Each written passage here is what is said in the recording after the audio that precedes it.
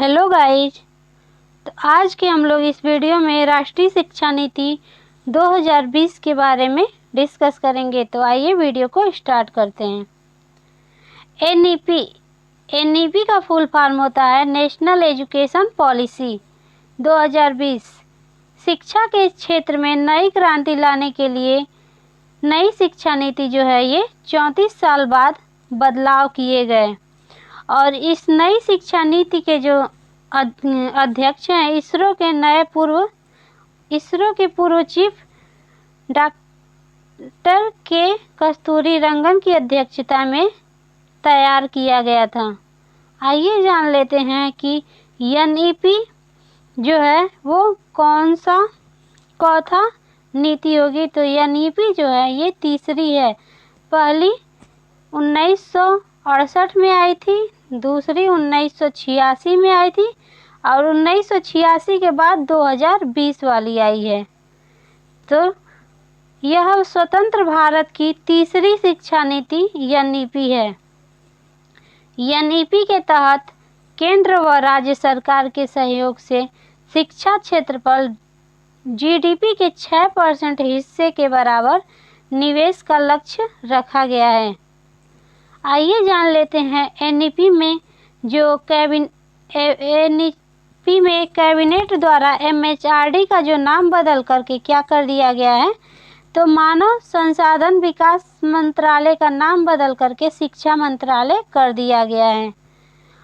अब education ministry को करने को मंजूरी दी गई है एमएचआरडी को, अर्थात कैबिनेट द्वारा एमएचआरडी का नाम बदल करके एजुकेशन मिनिस्ट्री करने को भी मंजूरी दी गई है। मानव संसाधन विकास मंत्रालय को अब शिक्षा मंत्रालय के नाम से भी जाना जाएगा।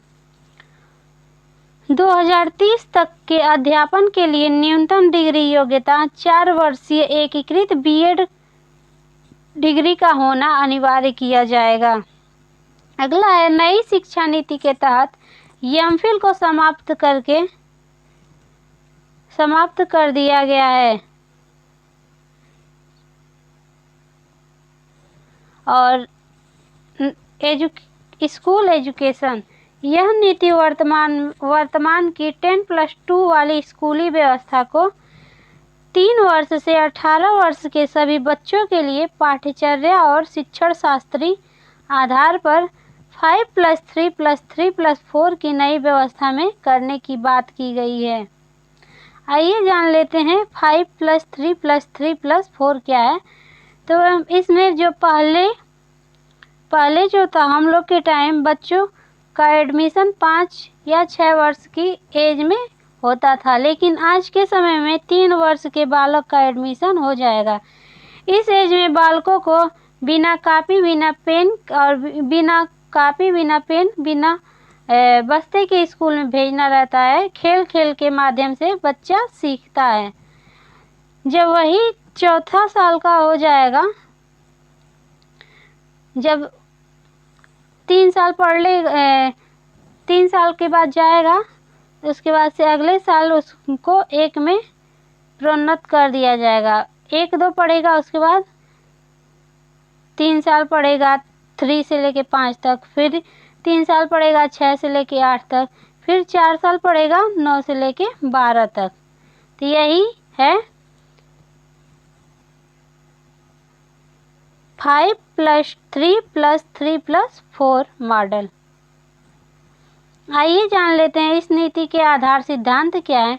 तो संरचनात्मक समझ अर्थात कॉन्सेप्चुअल अंडरस्टैंडिंग पर जोर देने की बात की गई है, न कि रटंत प्रणाली पर, अर्थात रोट लर्निंग नहीं होगा। इसमें केवल परीक्षा के लिए पढ़ाई पर नहीं होगा। इस नीति के आधार सिद्धांत हैं बहुभाषिकता और विविधता को प्रोत्साहन देना, क्योंकि बहुभाषित होने के उच्च संज्ञानात्मक लाभ होते हैं। आइए जान लेते हैं इस का अगले बिंदु के बारे में। सीखने के लिए सतत मूल्यांकन पर जोर देना, ना कि साल के अंत में होने वाली परीक्षा को केंद्र में रखकर शिक्षण को और मूल्यांकन का उद्देश्य बच्चों को सीखने की प्रक्रिया में मदद करना भी। छात्रों को प्रोग्रेस के मूल्यांकन एजुकेशन के लिए परख नामक एक नए नेशनल असेसमेंट सेंटर की स्थापना की जाएगी। बच्चे की शिक्षा का माध्यम कम से कम क्लास 5 या 8 या उससे आगे तक भी घर की मातृभाषा या मदर टंग या स्थानीय भाषा में शिक्षा दी जाएगी। और राज्य विशेष रूप से भारत के अलग अलग राज्यों में 3 लैंग्वेज फार्मूला या त्रिभाषा फार्मूला को अपनाएं, लेकिन इस फार्मूला में लचीलापन रखा जाना चाहिए। त्रिभाषा सूत्र के अंतर्गत एक विकल्प के रूप में दूसरी भाषा के रूप में संस्कृत का अध्ययन जरूरी है। नई शिक्षा नीति 2020 के अनुसार भारत सरकार की एक भारत श्रेष्ठ भारत पहल इस बात पर बल देती है कि विद्यार्थी अधिकांश रूप से प्रमुख भारतीय भाषाओं का उल्लेखनीय एकता के बारे में जानेंगे। आइए जान लेते हैं अगले टॉपिक के बारे में क्या कहता है NEP। तो कक्षा 6 के लिए एक अतिरिक्त भाषा के रूप में शास्त्रीय भाषा क्लासिकल लैंग्वेज में तमिल, तेलुगु, कन्नड़, मलयालम, ओडिया, पाली, फारसी आदि का भी अध्ययन कराया जाएगा। और माध्यमिक स्तर पर एक अतिरिक्त विकल्प के रूप में विदेशी भाषा कोरियन, जापानी, थाई, फ्रेंच, जर्मन, स्पेनिश, पुर्तगाली और रूसी का भी अध्ययन कराया जाएगा। हर बच्चे की विशिष्ट क्षमताओं और रचनात्मक, तार्किक सोच, नवाचार और समालोचनात्मक चिंतन की पहचान करना और उनके समग्र विकास के लिए प्रयत्न करना। समावेशी शिक्षा या फिर इंक्लूसिव एजुकेशन क्या है? सभी के लिए अधिगम, उसी को समावेशी शिक्षा कहते हैं। कक्षा 6 से ही शैक्षिक पाठ्यक्रम में व्यावसायिक शिक्षा को शामिल कर लिया जाएगा और इसमें इंटर्नशिप की भी व्यवस्था की जाएगी। और दिव्यांगजन अधिकार अधिनियम 2016 RPWD यह समावेशी शिक्षा को एक ऐसी व्यवस्था के रूप में डिफाइन करता है जहां सामान्य व दिव्यांग सभी बच्चे एक साथ सीखते हैं। पाठ्यक्रम की विषय वस्तु को प्रत्येक सब्जेक्ट में कम करके इसे बेहद बुनियादी चीज़ों पर केंद्रित किया जाएगा ताकि आलोचनात्मक चिंतन, खोज आधारित, चर्चा आधारित, विश्लेषण आधारित अधिगम पर जरूरी ध्यान दिया जा सके।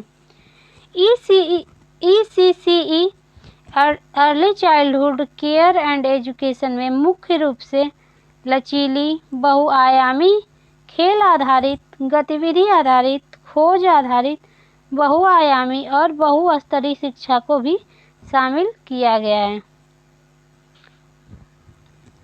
स्कूल तैयारी मॉडल यह एक 3 महीने का प्ले आधारित मॉडल है जो NCERT और SCERT द्वारा उन बच्चों के लिए बनाया जाएगा जो क्लास 1 में एडमिशन के लिए कुछ ही हफ्तों